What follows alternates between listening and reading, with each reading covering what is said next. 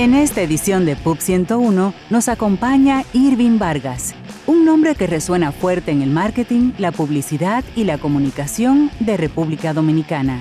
Con más de 40 años de experiencia y más de 15 dedicados a la producción en radio y televisión, Irving ha entrevistado a líderes globales, creado contenido estratégico y conducido espacios con un estilo claro, directo y profesional.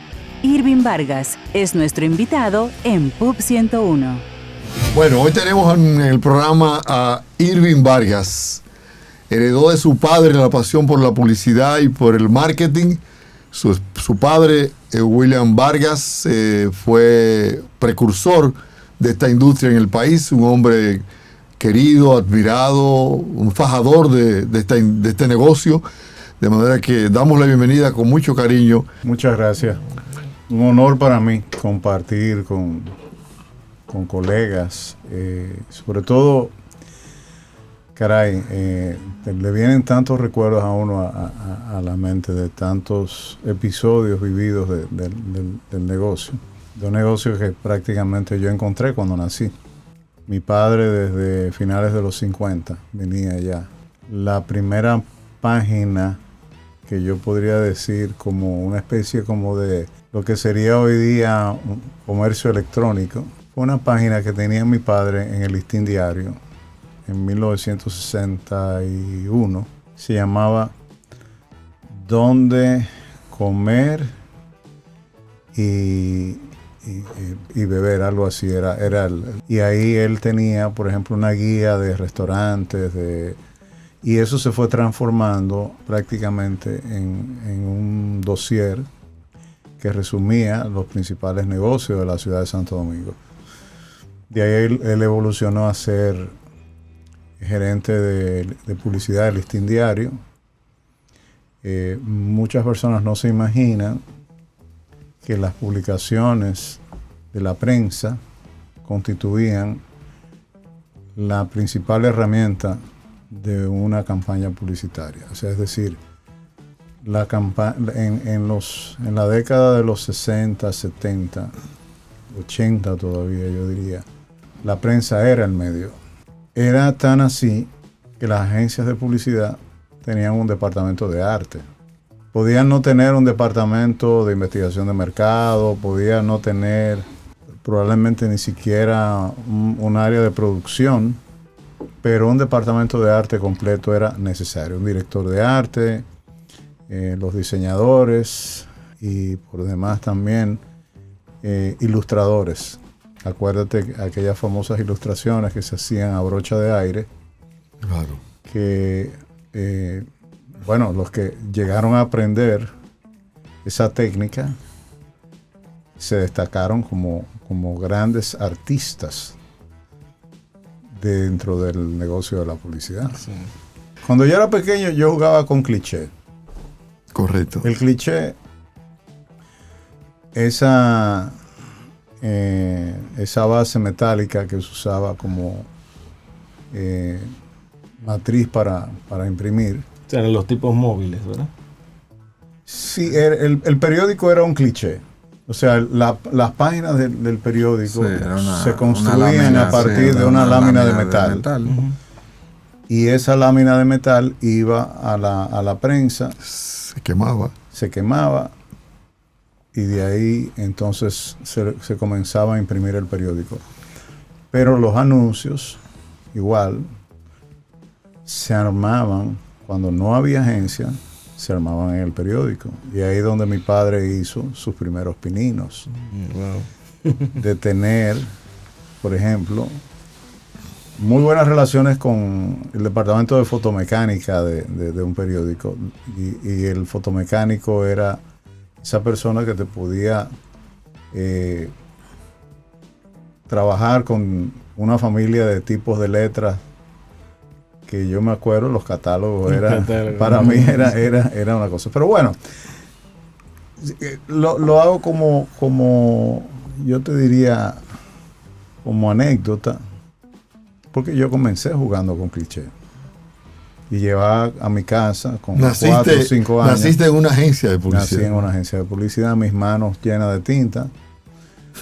y jugaba con esas almohadillas, sí, con esas almohadillas a reimprimir muchas de las cosas que recogía en el periódico. Me llamaba la atención el peso del cliché, que era un peso, plomo. que era plomo. Sí.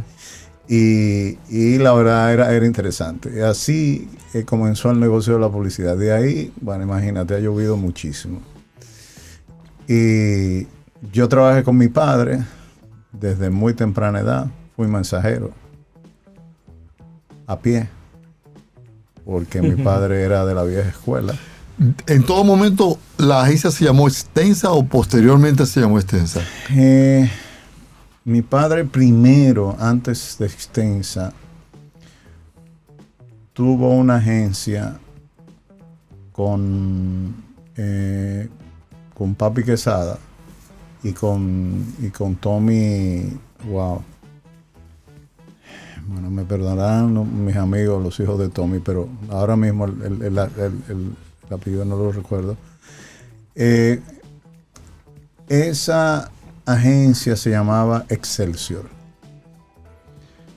Y mi padre la heredó de dos españoles, un matrimonio español que estuvo aquí en los años 60, comenzó 61, 62, cuando comienza la revolución del 65, ellos salen del país. Yo conozco a Manolo y Emilita, que eran los nombres de estos dos señores, publicistas avanzados para la época del país. Y ellos tres, mi padre, encabezado por mi padre, Héctor Papi Quesada, que era como un hermano de mi padre, yo le decía tío. Estamos en la historia, estamos en la historia. Entonces, fue la primera agencia donde mi padre participa formalmente. En el libro de Donald Roland, Ajá. aparece ese dato. Sí. Sobre la fundación de esa agencia. Entonces podemos decir que esa es la primera agencia formal. Donald trabaja en medios, en esa agencia, época, y se comienza, sí. Joan Rubicam. Don Irving. Perdón. ¿Podemos decir entonces que esa es la primera agencia formal de este país? No. Record ya existía, ya existió. Sí. Hubo otra, yo no me lo recuerdo. Estaba Riplex, que ahí estaba Girito, estaban, directores de artes de Cuba y de Puerto Rico, que fueron los primeros profesionales que vinieron aquí. José Vicente Dávila, que trae aquí Dávila y Marchena. Antes de Dávila y Marchena, okay. José Vicente Dávila había trabajado en Puerto Rico y tenía una agencia, trabajó en una agencia internacional que finalmente trajo la franquicia a República Dominicana. Hay muchas versiones, porque está, por ejemplo, Publicitaria Dominicana de Juan Gibre, que sí tengo una entrevista con don Juan en Puerto Plata. Estuve en su casa mucho antes de fallecer. Me declamó, me bailó y me contó de todas sus campañas publicitarias de Compañía Anónima Tabacalera, de esa gran época. Pero nada, son muchos capítulos y cada quien va poniendo piezas sobre una historia que para mí ha sido algo tan valioso, no solamente por lo que representa el cimiento, la base del desarrollo del negocio de la publicidad, sino también por los pioneros de esa época, que por más te decía Roberto Ricard, don Cuco Dávila, Héctor Papi Quesada, Donald Roland estuvo en ese grupo, estuvo Damaris de Filló, Brinio Díaz daba sus primeros pasos y venía René del Risco. José Augusto Tomén. Sí, José Augusto Tomén. Mi padre trae a René del Risco de Santiago, lo trae, lo conquista para trabajar con él, entonces sí en Extensa, pero Reto se lo lleva. y trabaja con José Augusto Tomén y Maximito Lobatón. Y de ahí viene su nombre, René y Tomén. Reto. Forman Reto y se llevan la cuenta publicitaria de la compañía anónima tabacalera que la tenía Juan Gibre. Que posiblemente en esa época era la mejor cuenta, la que más facturaba en el país. Era la que más facturaba, porque recuérdate que era líder una absoluto, empresa del indiscutible. Estado, sí. Lo que era Bermúdez y la marca Bermúdez de ron y Tabacalera eran las cuentas en ese entonces. Mi padre comienza con Nedoca, la primera fábrica de neveras local. Tuvo más de 30 años manejando el negocio. Ese logo lo crearon en Extensa. En Extensa. Todavía se mantiene. Sí, Royal Bank of Canada. 45 años con mi padre. Hasta que la cuenta se fue del país, nadie se la pudo quitar. Porque tenía una relación con los canadienses muy fuerte. Porque el negocio de la publicidad era eso, era una relación primaria de personal, humana. E importaba mucho en esa época la calidez del servicio. Del servicio, sí. Y tu padre, a mí me consta, era un hombre sí, él tenía entregado. Era una persona muy transparente, muy enfocado en el servicio, con un alto sentido de la ética. Sufría mucho cuando perdía una cuenta. Hacía unas crisis, se derrumbaba. Recuerdo que tuvo, por ejemplo, Reto y mi padre, es decir, José Augusto y mi padre, fueron grandes antagonistas, fueron competidores muy fuertes. José Augusto le llevó 12 empleados y le llevó muchas cuentas en un momento dado. La empresa se tambaleó. En una época que eso era... Estamos hablando de finales de los 70. Wow. Casi prácticamente quiebra el negocio de mi padre. En esta época tu piel unida aparecen 100. Sí. En esa época tú perdiste uno y quizá encuentra medio. Sí. Ahí entro yo en el año 1900, viniendo a estudiar, ya graduado de fuera, de los primeros profesionales. Eso quería preguntarle, ¿cómo fue su preparación? Al principio quizá por experiencia, ¿verdad? Bueno, mi padre quiso que yo estudiara aquí, pero aquí no existía. Aquí no existía la carrera de publicidad, ni mercadeo. Ni nada parecido ahí. Absolutamente. Yo comencé a estudiar administración de empresas y le dije, mira, esto está muy lejos de lo que tú haces. Y no hay una vinculación directa con el negocio. Yo necesito irme fuera. Y él estaba negado hasta que yo consigo una coyuntura con un primo que estudiaba ingeniería de minas en México. Y es quien me consigue toda la documentación, me busca documentación en la Universidad Iberoamericana y en el Instituto de Mercadotecnia y Publicidad. Y yo me enrolo en ese proceso. Con apenas 19 años me voy yo a estudiar. Y regreso aquí con 23 años. Y comienzo a dar clases de una vez. Y hago el primer pensum de la carrera. No había pensum. ¿Y para cuál universidad? La primera universidad que tuvo publicidad fue Universidad PEC y luego la UAS. Como licenciatura. Como licenciatura. Okay. Primero nivel técnico y después licenciatura. El primer penso de AP lo hice yo, el de la Universidad Iberoamericana lo hice yo también, el de la Católica también lo hice, de la Eugenio María de Hostos, de la Madre Maestra. O sea, esos pensum todos pasaron por mis manos. Porque en aquel entonces, o sea, yo tenía la visión académica de qué necesitaba, qué preparación necesitaba un profesional. Y yo era de la teoría en aquel entonces que la carrera tenía que especializarse, porque un ejecutivo de cuentas, un director de arte, un creativo, un director de medios, no tienen ningún tipo de perfil o de compatibilidad con los conocimientos que necesitan. O sea, son materias totalmente diferentes. Sin embargo, son las cuatro patas de la mesa. De ahí venía el asunto de que, siempre mi teoría, de que hacer una licenciatura en publicidad no tenía sentido. Hacer una licenciatura en arte publicitario no tenía sentido.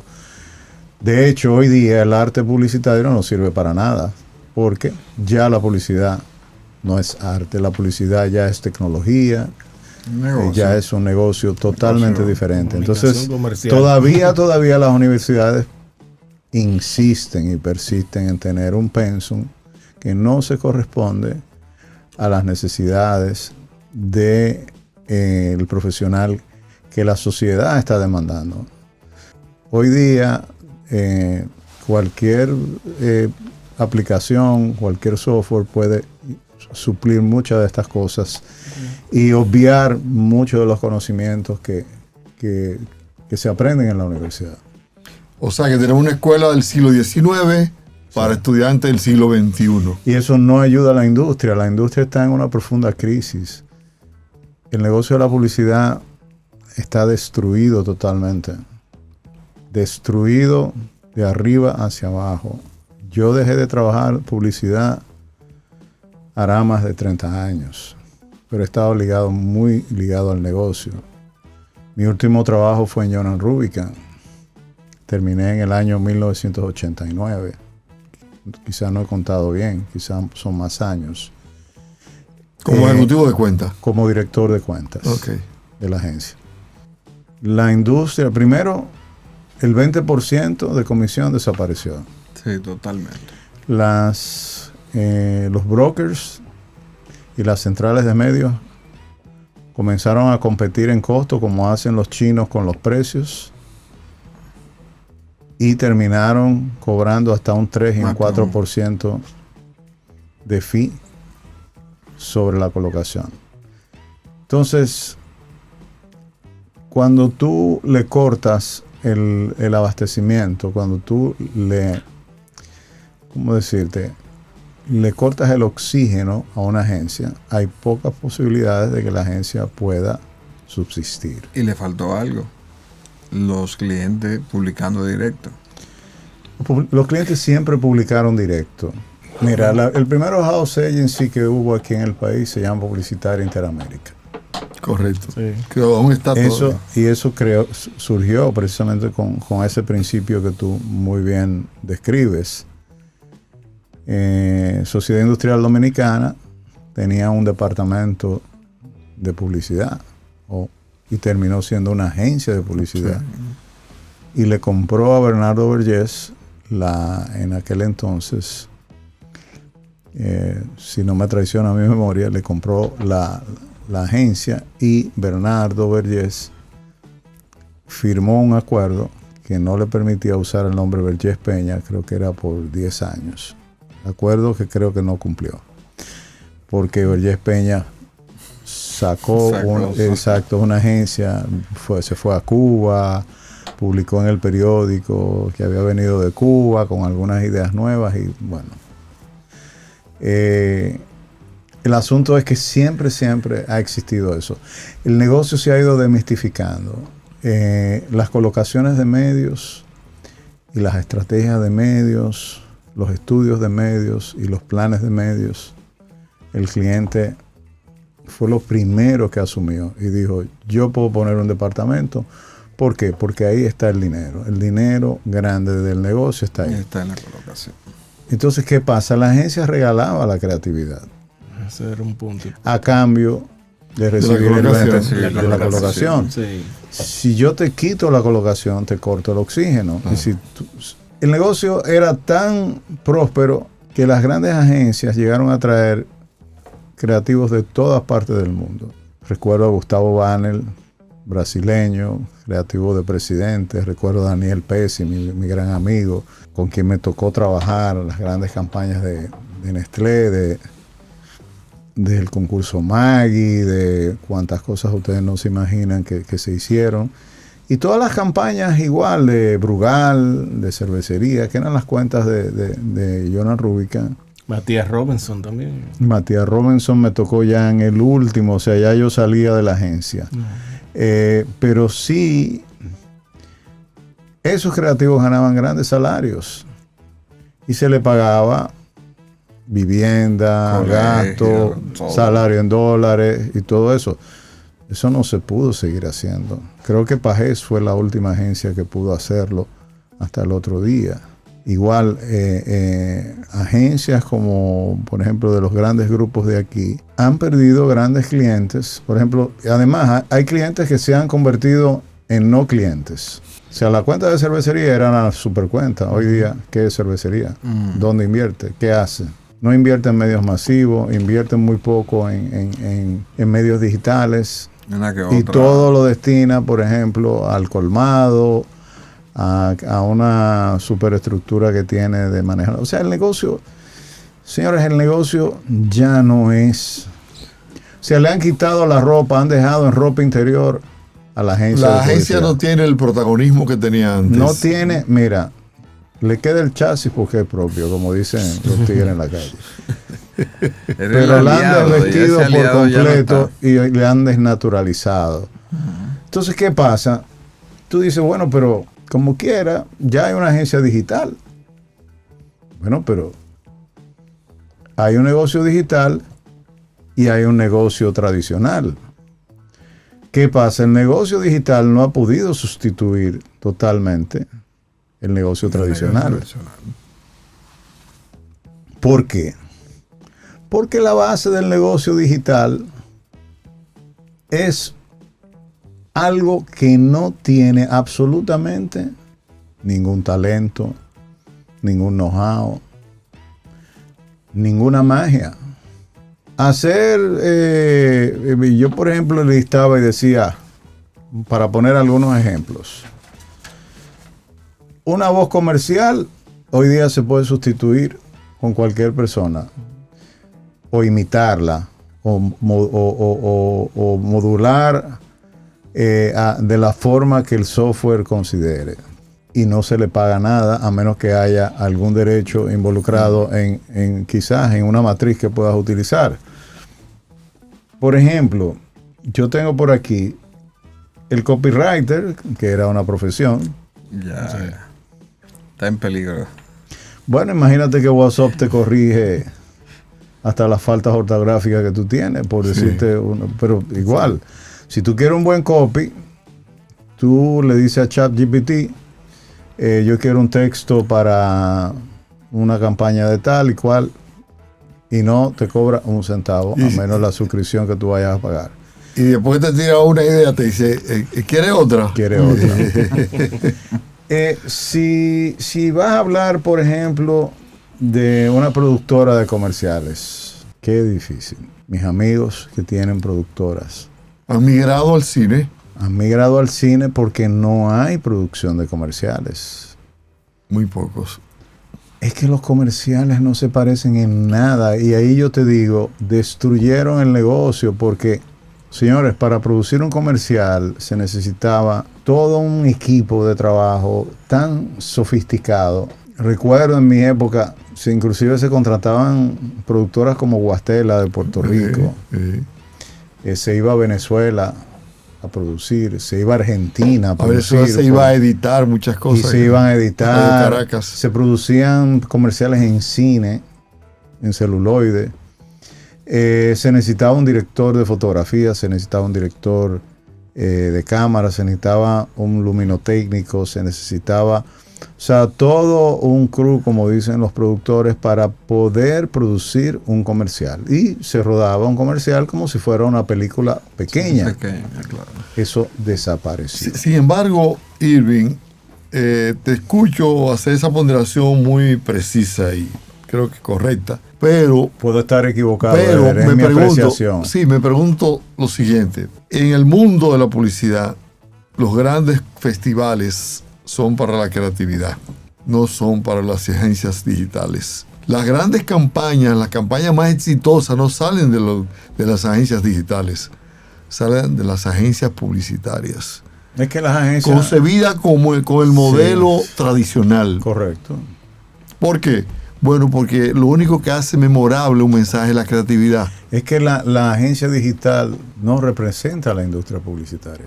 Eso es otra cosa. O sea, que tú me hagas un banner para una página no significa que tú estás haciendo publicidad.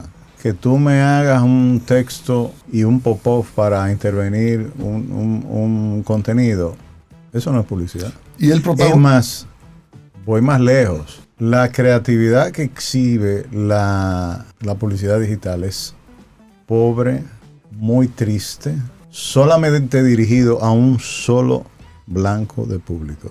Para la publicidad digital existe una sola audiencia. Han desechado el poder adquisitivo de una masa enorme que es quien realmente todavía sostiene la economía. Ante una realidad contundente, y es la cantidad de mensajes a la que se expone la gente diariamente de manera digital. Es que el mundo digital es una selva. Y es una locura lo que está sucediendo con los medios digitales. Y eso tiene que desaparecer de la forma que se está haciendo. Porque nadie aguanta esa interrupción tan violenta, tan chantajeada, tan obligatoria, tan mal estructurada, tan burda. Qué cosa más burda, qué cosa más absurda tú recibir. Yo recibo todavía mensajes en un contenido para que me alargue las uñas y yo no he cambiado de sexo. Dice, también para hacerme extensiones de pelo. O sea, yo estoy leyendo un artículo y me aparece, mejore su apariencia con el pelo tal, que sé yo, qué sé yo cuánto. Recibo mensajes como si yo fuera miembro de un matrimonio joven que tiene niños pequeños. No. Entonces yo te digo, desechan la investigación de mercado, porque ya, o sea, el Internet te da toda la data del mundo, el Big Data te da absolutamente todo. Ahora yo me pregunto, ¿y será que el Big Data ha llegado al cerebro de alguno de esos creativos digitales? Porque ellos desconocen totalmente las necesidades del consumidor al que están tocando. No tienen ni idea de qué es lo que está buscando la gente. ¿Que logran resultados? Claro, porque imagínate tú, Estados Unidos logró en la guerra de Vietnam resultados negativos porque bombardeó, o sea, tiró tantas bombas que mató muchísimos soldados. Entonces para mí es como un bombardeo de mandar misiles, todo tipo de bombas, o sea, es como saturar las redes, saturar el mundo digital y apostar a una respuesta sobre la base del morbo, de la improvisación. De verdad, o sea, a mí me da mucha tristeza porque yo conocí otra industria, yo conocí otro mundo. Y como tú dices, la publicidad era premiada, la publicidad era exaltada. La publicidad, dentro de todo, como comunicación persuasiva, era un arte, persuadir. Pero es que para tú ser locutor necesitabas un carnet. Ahora cualquiera considera que tiene el derecho de hablar. Y yo decía esta mañana en uno de los posts que hago en mis redes sociales, que hablar no es comunicar. Hablar es liberar información. La comunicación, o sea, el ejercicio como tal de la comunicación, puede implicar una conversación, un intercambio, una retroalimentación. Emisor, receptor, retroalimentación, marcos de referencia. ¿Dónde está toda diríamos, el conocimiento científico que se necesita para hacer una comunicación efectiva? Porque el rigor, o sea, cuando yo estudié la carrera, cuando yo aprendí la carrera, yo tenía muy claro que hasta que el receptor no me retroalimentara, yo no tenía la seguridad de que lo que yo estaba haciendo era comunicar. Si el mensaje que llega de regreso no se corresponde con lo que yo percibo, es decir, mi objetivo para comunicar es X. Si yo recibo Y de retorno, yo no estoy comunicando. Hay una serie de cosas que vuelvo y te digo, yo veo la cantidad de gente, de comunicadores que tienen no sé cuántos seguidores, que son, óyeme, los reyes de las redes sociales y no comunican. Lo que menos hacen es comunicar. Porque no conocen el ejercicio de la comunicación, porque no estudiaron la profesión, porque creyeron que agarrar esto y ponérselo enfrente era suficiente y comenzar a hablar sin ningún tipo de sentido, ni de objetivo, ni de estrategia.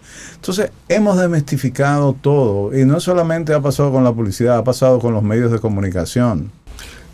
Hace La semana pasada me parece que se llevó a cabo en el país el primer panel sobre publicidad sobre la industria. En él participó Sergio Forcader, Rodolfo Borrell, Freddy Ortiz y la señora Castrán.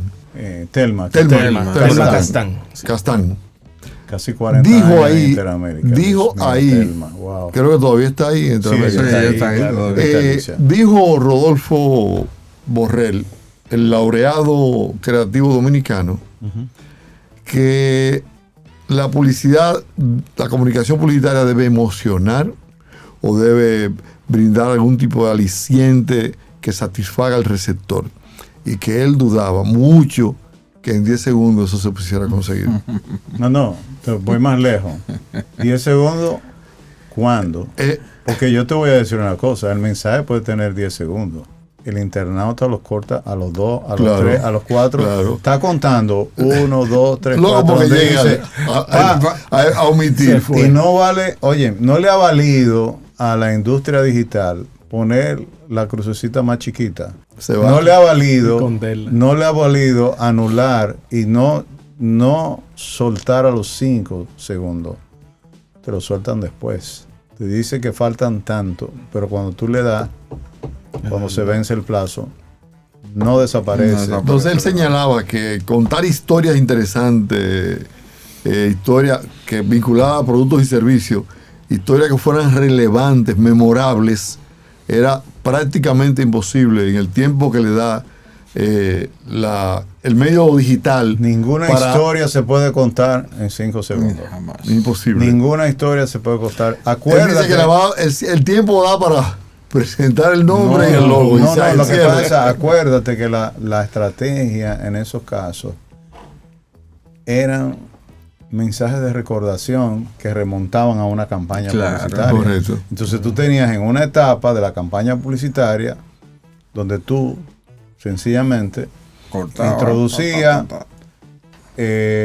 lanzabas tu campaña, desarrollabas tu campaña, y entonces venía la etapa de la recordación y el apoyo de medios, que eso se ha perdido. O sea, la prensa jugaba un rol, la radio jugaba otro rol, la televisión jugaba otro rol, el cine jugaba el gran rol quizás del color, de la vistosidad y todo lo demás. El cliente cautivo. Sí, pero ahora na. Todo es todo. ¿Te gustó esa frase? Sí, claro, perfectamente. Sí. ¿Y qué ahí es que estamos, en ese hoyo que estamos metidos. Na es na y todo es todo. Y el lenguaje, óyeme, el español que se está hablando en este país se debe a eso, a la mala publicidad. Sin embargo, ¿Por qué? ¿Por qué, del Cordero? Porque si algo tenía la publicidad tradicional, es que enseñaba a hablar correctamente, es que reforzaba muchos de los principios básicos del lenguaje, es que se pronunciaba, un locutor pronunciaba correctamente las palabras, entonaba correctamente las frases. Y la redacción del body copy era un redactor que te estaba haciendo el texto. ¿Qué es lo que estamos haciendo? Estamos destruyendo la industria. Claro, pero también, señores, el dominicano no habla más de 50 palabras. O sea, el dominicano de la calle tiene un vocabulario que con mucho llega a 200 palabras. Y eso yo se lo atribuyo a todo este movimiento que hay de distorsionar esta realidad tan absurda que mantienen las redes sociales, donde exaltar, o sea, las palabras que yo utilicé, las frases que yo utilicé, como a la gente le cae bien y la gente se ríe, lo celebra. En otros mercados, Irving, yo noto que empresas que son de naturaleza digitales utilizan los medios tradicionales, como Amazon. Yo he visto vallas en Estados Unidos de Amazon. ¿El qué? Y comerciales de televisión de Amazon. Eder, los medios tradicionales no van a desaparecer. Están equivocados. Están más fuertes que nunca. Aunque tú veas que CNN está vendiendo esa gran cadena noticiosa, es porque... Asuntos políticos. Sí, pero también hay un tema de que el negocio tiene que ser replanteado. Y lo que le daba anteriormente las bases necesarias para poder solventar un negocio como una gran cadena de noticias, ya hoy día no lo da. Lo mismo que está pasando con las empresas telefónicas. Ya el mini mensaje, los minutos no sirven para nada.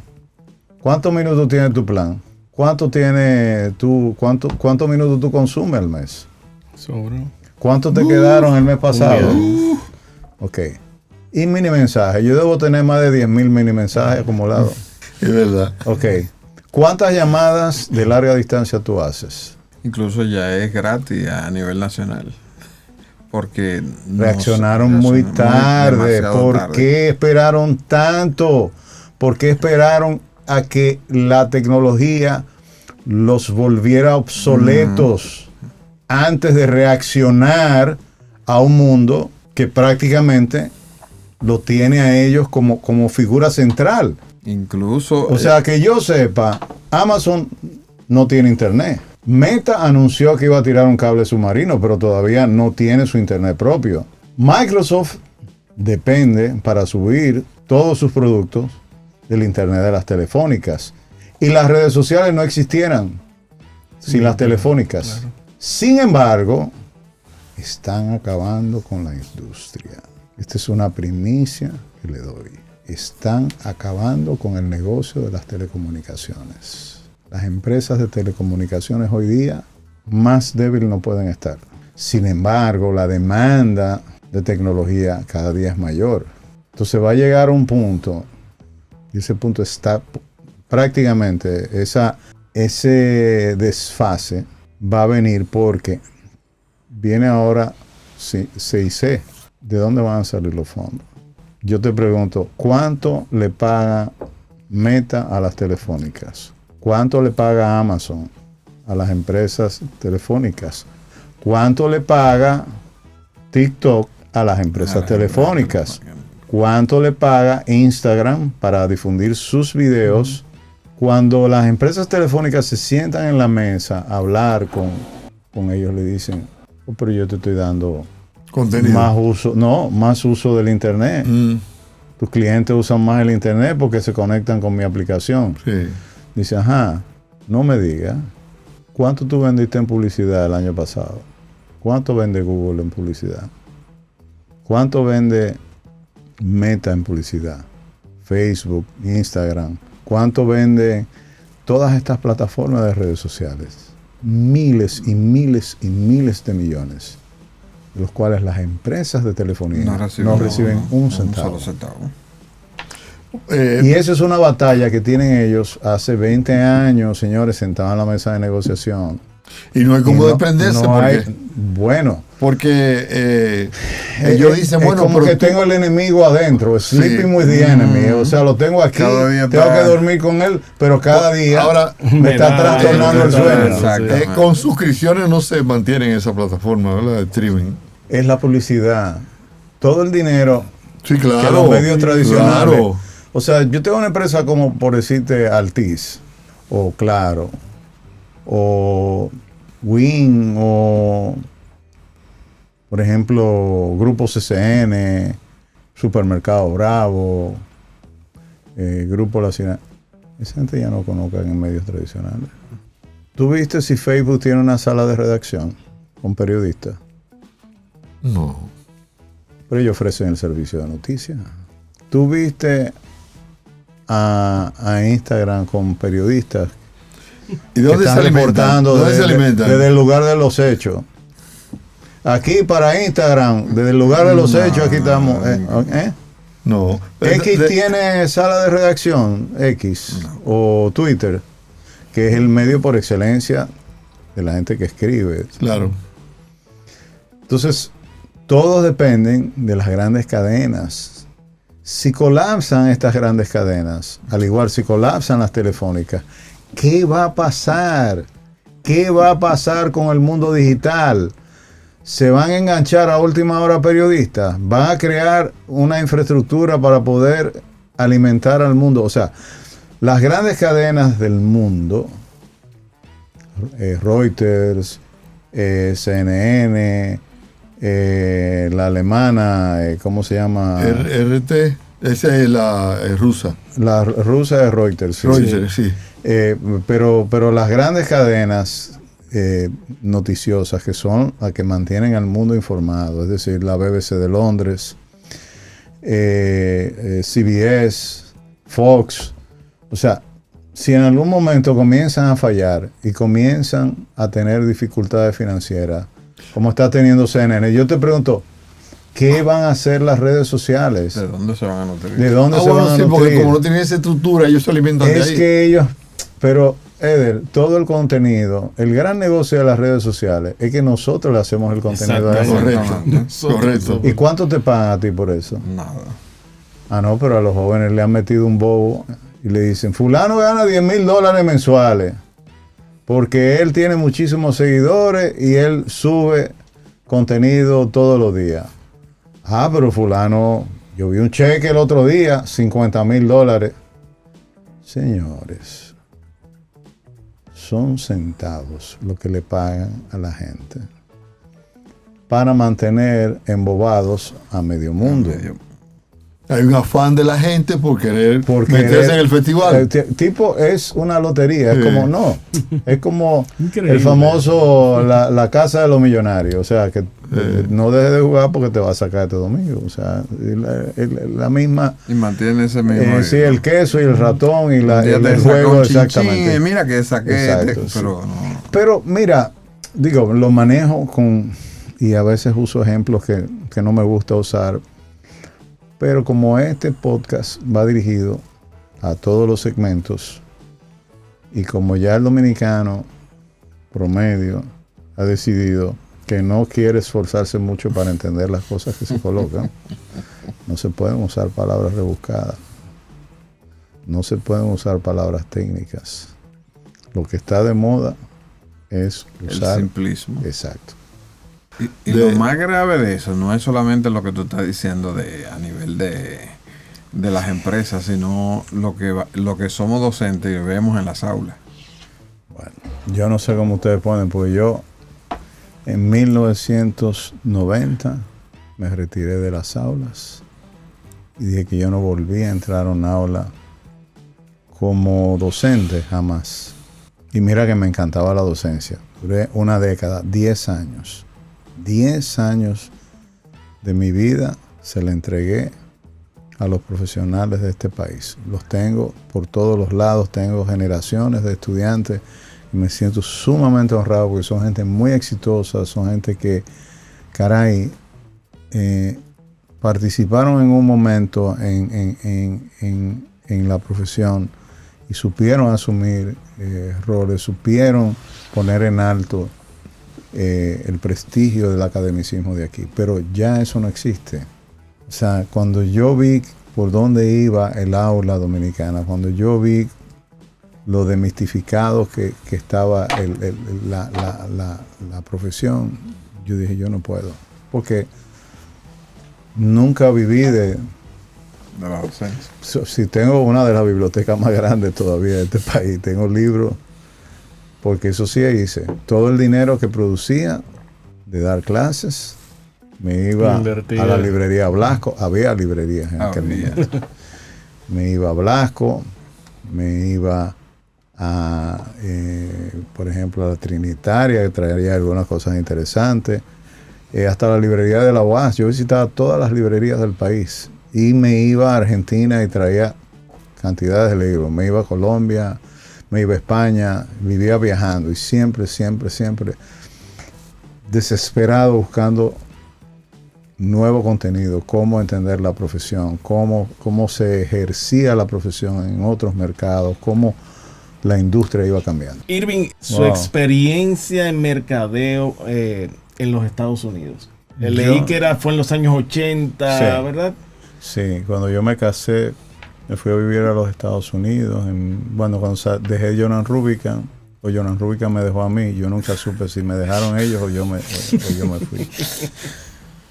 porque entre presentar la carta de renuncia se supone que yo presentaba la carta de renuncia, pero en camino estaba la carta también de cancelación. De cancelación. Wow. Por tener ideales muy revolucionarios. O sea, es que yo he sido es que yo soy hijo de un hombre demasiado auténtico. Mi padre era un hombre y me dejó un traje de este tamaño. Por suerte no me quedé bajo la sombra de él porque me hubiese convertido en una réplica de él. Pero sí, me fui a vivir en 1990, en la gran crisis que tuvo el país, que no había gasolina, que la basura estaba por todos los lados, y me había casado, mi esposa era norteamericana, y me fui a vivir a Estados Unidos, me fui a vivir al sur de la Florida, y tuve varias experiencias interesantísimas.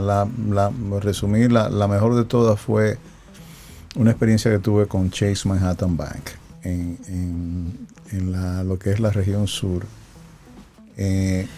Chase no conocía el mercado hispano en Estados Unidos.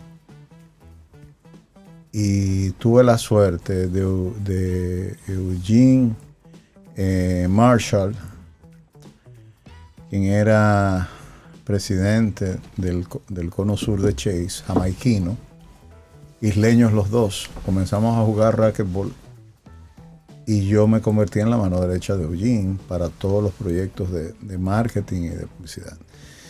Con Eugene yo conseguí establecer la primera cartera de productos hispanos para el mercado de los Estados Unidos. Imagínate tú.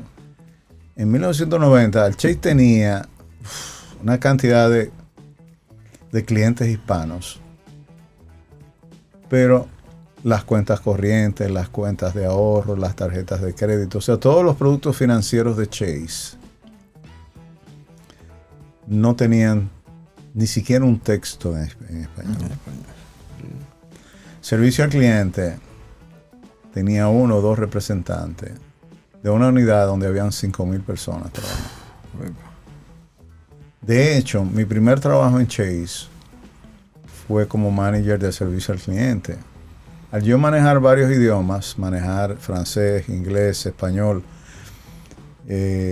algo de portugués, que siempre me gustaron mucho los idiomas, yo iba de un edificio a otro y comencé a manejar textos de campañas para esos mercados. Y darle y preparar briefings a las agencias, porque también las agencias norteamericanas no trabajaban productos hispanos.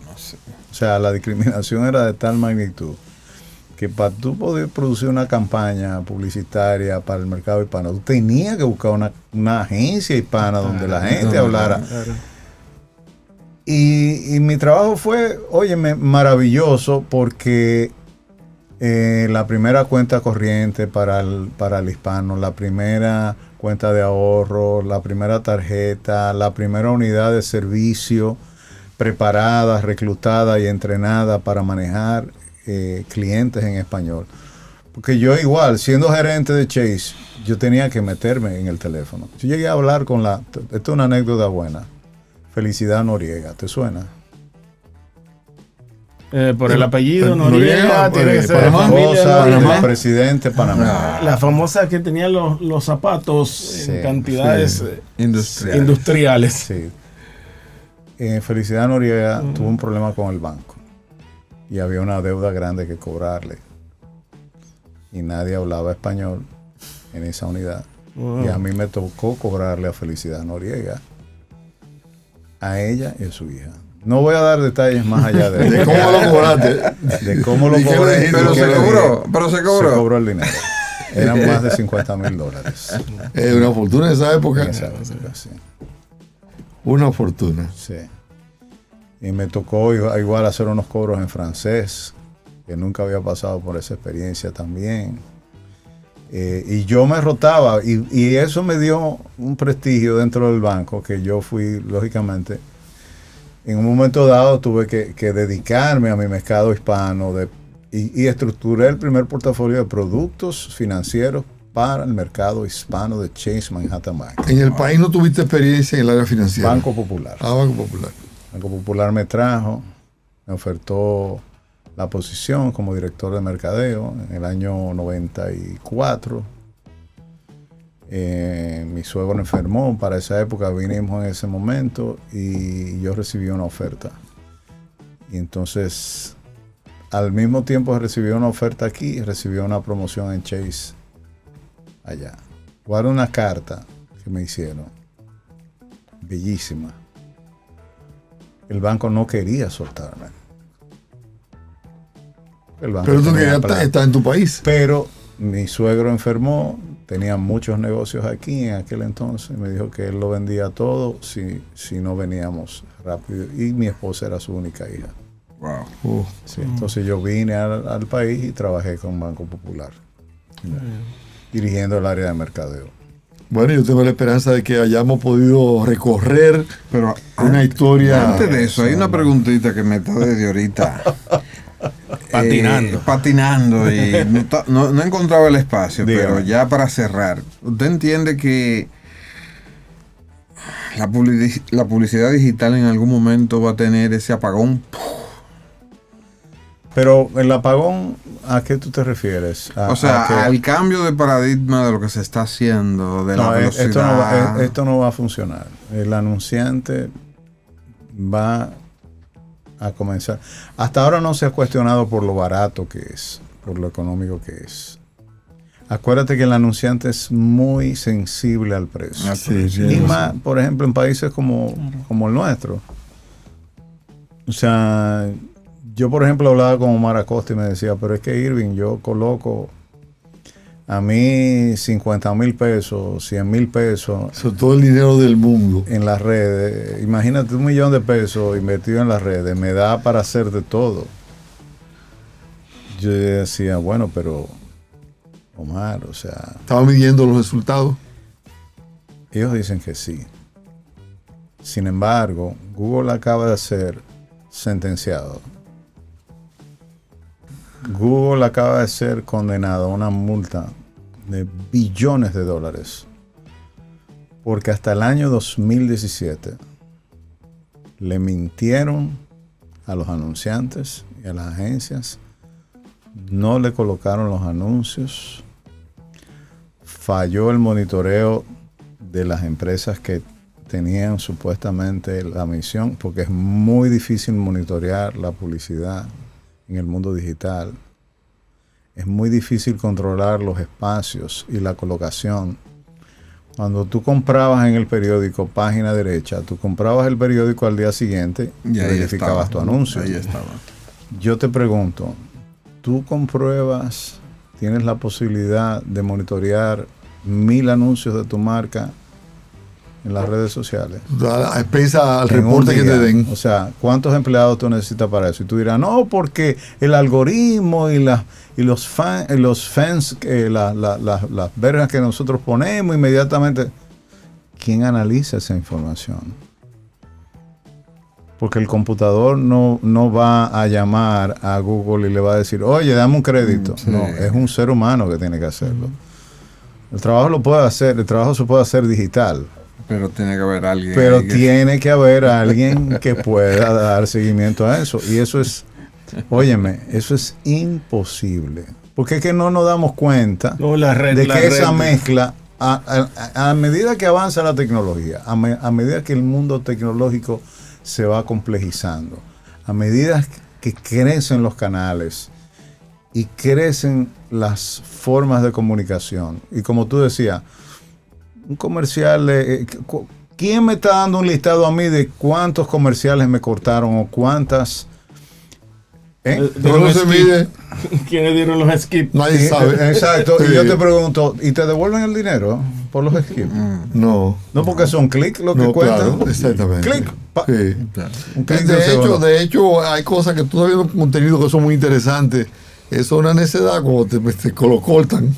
Sí. Y yo me pregunto, ¿quién me está diciendo cuántas veces yo he acertado en la entrega de ese mensaje publicitario en los medios digitales y me da un informe de decir, señor, de la colocación que usted hizo, relacionaron. usted, o sea, de sus clientes, de su universo de clientes. Usted mire, usted tuvo evidentemente hay cantidad de herramientas. Si tú hablas con Johnny Mato tiene todo un discurso alrededor de eso.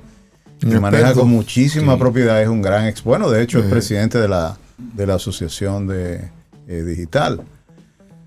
Pero el problema es que ¿cuántos Johnny Matos hay en la República Dominicana? ¿Cuántas personas capaces de poder analizar esa data tan compleja, tan importante? O sea, yo no sé si ustedes lo sienten, pero es una persecución. Tú entras, óyeme, y no te dejan tranquilo. Tú no puedes leer un párrafo sin que te interrumpan. Te interrumpan al inicio cuando tú vas a entrar. Te condicionan la entrada, te condicionan la lectura. No te dejan tranquilo. Aborrecen. O sea, ahora yo te devuelvo la pregunta. ¿Cuánto tiempo tú crees que eso va a durar? Pero esa era la pregunta. Se necesita, ¿cuándo va a producir ese apagón? Yo no tengo la bola de cristal para decirte cuánto va a durar eso. Ahora, yo sí te puedo decir que eso no se sostiene. Le quita el deseo a uno de leer cualquier información. No, yo te voy a dar unos datos importantes. La navegación en las redes sociales se está reduciendo. No está creciendo. Facebook cada día pierde una cantidad indeterminada de clientes. X cada día es más pequeña. Y tú dirás, bueno, es que TikTok está creciendo. Bueno, TikTok es una marca global. No, y viene de los chinos. Y viene de los chinos. Y por ahí. Además, el universo de TikTok. ¿Quiénes son? Y todos nos guiamos por la masa, por el volumen. No, señores. O sea, la calidad de la audiencia es un elemento que no se puede, óyeme, tú no puedes, no, porque es decir, a un ignorante, por más dinero que tenga en el bolsillo, aquí hay, por ejemplo, marcas que prefieren no venderle a ciertas personas de productos de lujo, de productos de cierto nivel. Para cerrar, le voy a hacer esta anécdota. Hubo un ingeniero, alguien muy exitoso, que compró un Mercedes-Benz en un dealer. El último Mercedes-Benz costó 7 millones de pesos, 150,000, 200,000 dólares.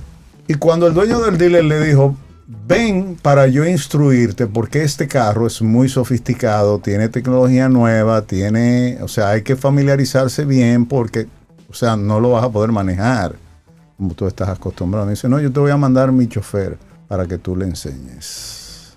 ¿Tú sabes qué pasó?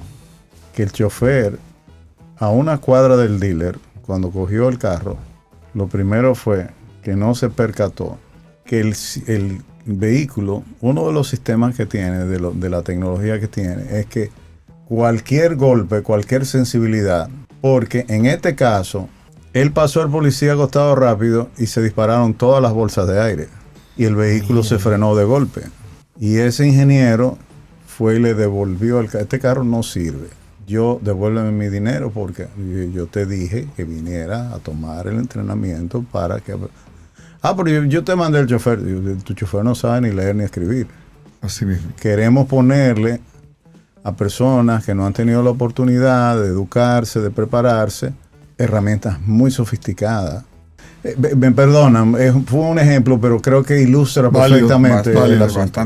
Gracias, señores. Gracias a ti, Irving, por acudir a nuestra cita y esperamos que todo lo que conversamos aquí de alguna manera resulte de interés para él. Y mira, yo tengo una misión en la vida y es poner un granito de arena cada vez que pueda. Es mi visión. Yo me debo haber equivocado en muchísimas cosas. Debo haber dicho cosas quizás que mucha gente no se atrevería a decir. Quizás yo siento que arrojo mucha luz en muchos aspectos que todavía nosotros los dominicanos nos mantenemos a oscuras totalmente, como es el tema de las redes sociales, como es el tema del negocio, de la publicidad. Y aquí todo es apariencia. Ahora sí que la percepción aquí es el rey. Cómo tú te ves, cómo tú aparentas ser, cuál es tu salud financiera. Y somos unos grandes simuladores. Todos. Porque esa es la ley del mercado. Y de eso podemos hablar más adelante. O sea, de por qué alguien no se baja de un vehículo, de una marca, aunque no lo pueda pagar. Así aunque es. no tenga cómo solventarlo. Este podcast ha sido producido por World Voices, bajo la conducción de Osiris Sosa, Hedel Cordero, José Luis Cabral y Reinaldo Infante. Para más información y contenidos de publicidad, visita pub101.do.